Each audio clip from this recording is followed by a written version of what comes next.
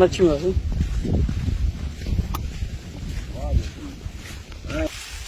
ये पानी बेचारो અને એ तव्हांखे सीन ॾेखारे रहिया आहियूं सिर्फ़ु फिल्टरीअ ते ठीकु आहे न हे जेको आहे मच्छियूं मरनि थियूं पयूं हेॾा ॾिसंदा वञो हे अॻिते ईंदियूं थियूं वञनि होॾे थो अॻिते थी था वञो अॻिते थी था वञनि हे ॾिसो हे वॾियूं मच्छियूं आहिनि की कीअं आहिनि हे ज़हरात आहे ऐं पंहिंजो हे कीअं कहिड़े तरीक़े सां वठे अगरि तूं हेॾा उथींदो हाणे ॾिसो पाणी ज़हरीलो अचे थो पियो ऐं ज़हरीलो पाणी जेको आहे न अचे थो हेॾा अच न वधा हा अचे थी जाए थोरो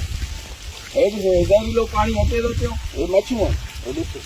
हे तड़पनि थियूं पयूं हे मरनि थियूं पयूं हिन में होॾे ॾिसो हीउ ज़हरीलो पाणी हिते पहुतो हे तव्हां ॾिसो त माना छा हाल आहे हे मच्छियूं आहिनि हे ॾिसो हे ज़हरीलो पाणी आहे हिन में हे मच्छियूं वीचारियूं मरनि थियूं पयूं हिन पाणीअ में थियूं अचनि हाणे हिन पाणी ज़हरीले जी हालत ॾिसो त कीअं हे मच्छियूं मरनि थियूं पयूं हे नंढियूं नंढियूं मच्छियूं आहिनि ऐं माना कीअं हिननि जो मौत थो अचे हे पाणी ज़हरीलो हिते पहुतो आहे माना हे काले पट पहुचंदो हे जेको मच्छियुनि खे मारे थो सो तव्हांखे जेको ॿियनि जानवरनि खे हिननि खे माना कीअं छॾींदो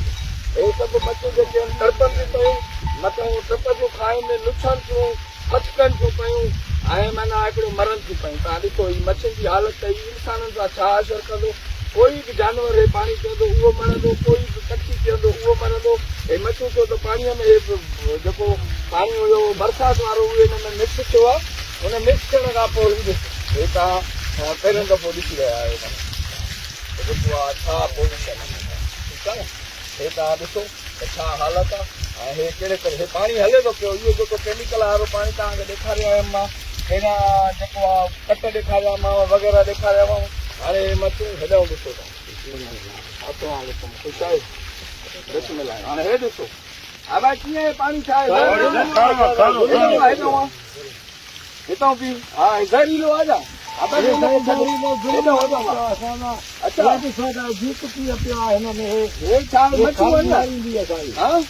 हाँ भाई खाई मारी सब असांजो हे मथो ॿारला धारला में हिन न पियनि जा कीअं साईं हिन में ॿुधी मरी वेंदा बि अच्छा हा जे हे माना ॿिए को जानवर वग़ैरह उठ पिए त